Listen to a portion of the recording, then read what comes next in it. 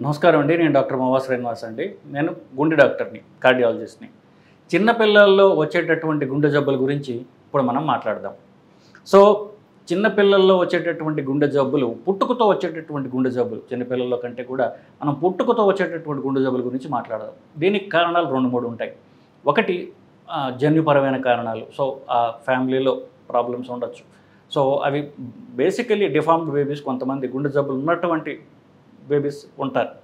రెండవది, మొదటి 3 నెలల్లో ఎప్పుడైతే బిడ్డ ఫామ్ అవుతుందో అప్పుడు గనక కొన్ని రకాలైనటువంటి జ్వరాలు, తల్లికి వచ్చినట్టు రుబెల్లా అంటారు, కొన్ని రకాల ఇన్ఫెక్షన్స్ వల్ల ఆ ఇన్ఫెక్షన్ కడుపులో ఉన్నటువంటి, గర్భంలో ఉన్నటువంటి బిడ్డకు కూడా ఎఫెక్ట్ కావచ్చు.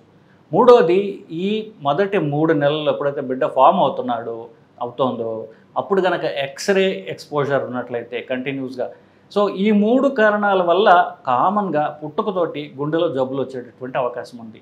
వీటన్నిటిలో కూడా ఎక్కువ కామన్గా మనం చూసేది జన్యుపరమైనటువంటి కారణాలు, వంశపారంపర్యంగా వచ్చేటటువంటి ఈ జబ్బులే కారణంగా మనం చూస్తూ ఉంటాం.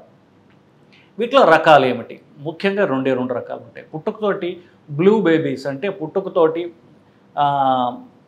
చేతివేళ్ళు, ముక్కు, పెదాములు ఇవి ఆక్సిజన్ లేక బ్లూగా, నల్లగా ఉండడం, ఆక్సిజన్ సరిగా అందట్లేదు. ఎందువల్లంటే గుండెలో మంచి రక్తం, చెడు రక్తం కలిసిపోయి చెడు రక్తం శాతం ఎక్కువ ఉండటం వల్ల ఆక్సిజన్ శాతం సరిగ్గా ఉండక ఈ బేబీ నల్లగా, బ్లూగా ఉండడం.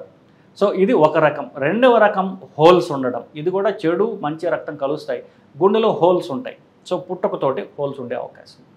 సో ఈ 2 ముఖ్యంగా రకాలు. సో వీటిలో బ్లూ బేబీస్ ఎవరైతే ఉన్నారో సైనోటిక్ హార్ట్ డిసీజ్ అంటారు. ఇది కాస్త ప్రాణాపాయమైనది. ఒక్కొక్కసారి కొన్ని రకాలైనటువంటి గుండె జబ్బులు మొదటి 1-2 రోజుల్లోనే ఆపరేషన్ చేయకపోతే ఆక్సిజన్ లేక బేబీ ప్రాణం పోయే అవకాశం కూడా ఉంటుంది. దాన్ని TAPVC అంటారు. సో పుట్టుకతో వచ్చేటటువంటి మొదటి 2 రోజుల్లోనే ఇది డయాగ్నోస్ చేసి ఆపరేషన్ చేస్తే బిడ్డ ప్రాణాలు మనం కాపాడుకోవచ్చు. లేదా ఈ మిగతావి, ఈ బ్లూ బేబీస్కి ఎవరైతే ఉన్నారో వాళ్ళకి అందరికీ కూడా మందులతో కానివ్వండి వీటితో వాళ్ళకి కరెక్ట్ కాదు. వాళ్ళకి ప్రాబ్లంకి ఆపరేషన్, కొంతమందికి అయితే 2-3 సార్లు ఆపరేషన్ చేయాల్సినటువంటి అవసరం కూడా పడవచ్చు. సో బ్లూ బేబీస్ మీరు నిన్న చెప్పినట్టుగా కొంచెం సీరియస్ ప్రాబ్లం.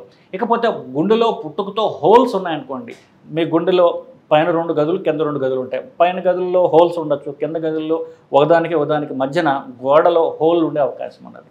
దీన్ని ASD, VSD అంటారు. ఇవి అంత సీరియస్ ప్రాబ్లమ్స్ కావు, దాని సైజు బట్ ఆఫ్ కోర్స్. ఒకవేళ సైజు 2-3 మిల్లీమీటర్లు ఉంటే పర్వాలేదు. అంతకంటే పెద్దగా రంధ్రం ఉన్నట్లయితే కనుక అది కొంచెం ఈ చెడు మంచి రక్తం కలిసిపోయేటటువంటి అవకాశం ఉంటుంది.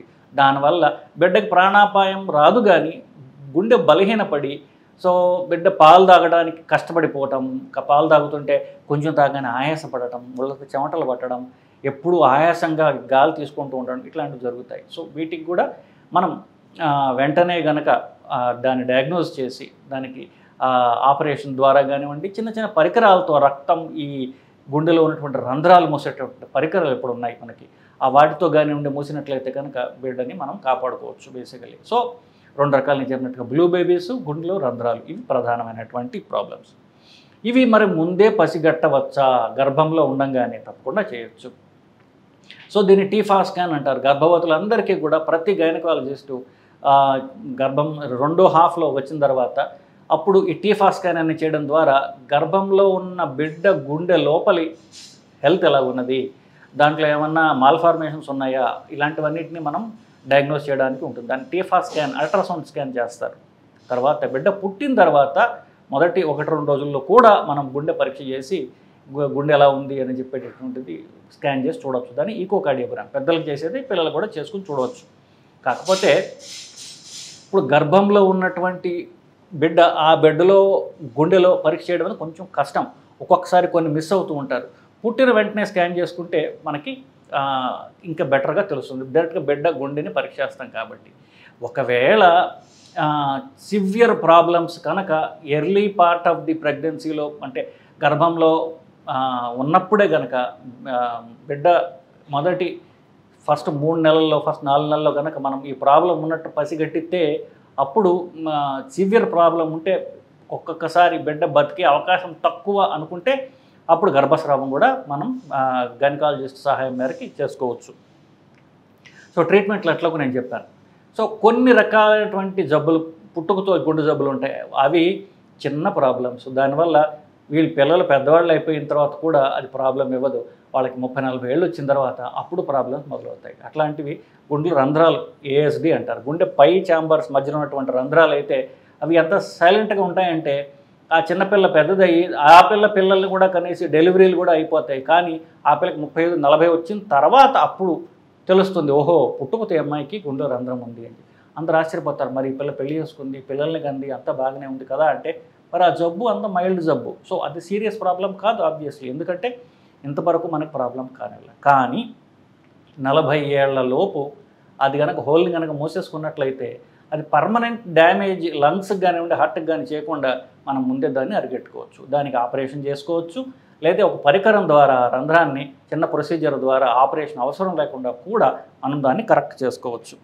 సో ఇది ఇక చివరి మాటగా ఒక్కటి చెప్పాలి. సో ఎవరెవరికైతే గర్భవతులకి అంటే మామూలు పెళ్లి చేసుకున్నటువంటి ఆడవారికి ఊపిరితిత్తుల్లో కనుక బీపీ ఎక్కువ ఉన్నట్లయితే దీన్ని పల్మనరీ అంటే ఊపిరితిత్తులు. బీపీ అనేది ఊపిరితిత్తులు బాగా తక్కువ ఉంటుంది, శరీరంలో ఎక్కువ ఉంటుంది. దీనికి రివర్స్గా కొంతమంది యుక్త వయస్కులైనటువంటి ఆడవాళ్ళకి ఊపిరితిత్తుల బీపీ ఏదో కారణం వల్ల ఎక్కువగా ఉంటుంది. ఇది కూడా జన్యుపరమైన కారణమే. ఇట్లాంటి వారు మాత్రము వాళ్ళు గర్భానికి వాళ్ళు అనర్హులు. ఒకవేళ కనుక వాళ్ళకి ప్రెగ్నెన్సీ వచ్చినట్లయితే వాళ్ళ ప్రాణం మీదకి ఒక దెబ్బతినేటటువంటి అవకాశం ఉంటుంది. వాళ్ళకి ప్రాణాపాయం రావచ్చు. వాళ్ళకి ముందే చెప్తాం, అమ్మ నువ్వు పెళ్లి చేసుకుంటావో లేదో నీ ఇష్టం, కానీ మీరు గర్భం దాలిస్తే మాత్రం నీ ప్రాణానికి వస్తుంది తల్లి. నువ్వు ముందు ఆపరేషన్ చేయించుకో, లేకపోతే ఆల్రెడీ నీకు తెలిసినట్లయితే నువ్వు లూప్ కానీ లేకపోతే ఫ్యామిలీ ప్లానింగ్ ఆపరేషన్ చేయించుకో, లేదంటే ప్రాణం మీదకి వస్తుంది. కానీ పిల్ల తల్లిదండ్రులకి అత్తవారికి కూడా చెప్పడం జరుగుతూ ఉంటుంది. కొంతమంది ఆచరిస్తారు, కొంతమంది ఆచరించారు.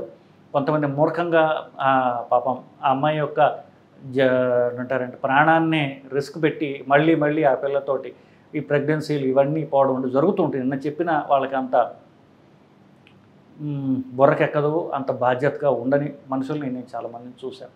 సో ఊపిరితిత్తుల్లో బీపీ ఉన్నటువంటి ఆడవారు ప్రెగ్నెన్సీ వచ్చినట్లయితే వాళ్ళకి గుండె వీక్ అయ్యి వాళ్ళకి ప్రాణం మీద వచ్చేటటువంటి అవకాశం ఉంటుంది. ఆ అమ్మాయి ప్రాణానికే కాదు, బిడ్డ ప్రాణానికి కూడా వీళ్ళు డేంజర్ తీసుకొచ్చే అవకాశం ఉంటుంది. సో టూకీగా ఇదండి, పుట్టుకతో వచ్చే గుండె జబ్బుల రకాలు ఏమిటి, వాటిని ఎట్లా కనుక్కోవచ్చు, ఎట్లా ట్రీట్మెంట్ చేయొచ్చు, వాళ్ళకి ముందే మనం ఎలాగ ఇట్లాంటివి రాకుండా మనం చెప్పచ్చు. ఇట్లాంటివి మనం డిస్కస్ చేసాం. ఇంకా మీకు దీని కొంచెం మీకు అనుమానాలు, క్వశ్చన్స్ ఉన్నట్లయితే కామెంట్స్ రూపంలో తెలియజేయండి. వాటిని నేను ఆన్సర్ చేసే ప్రయత్నం చేస్తానండి. నమస్కారం.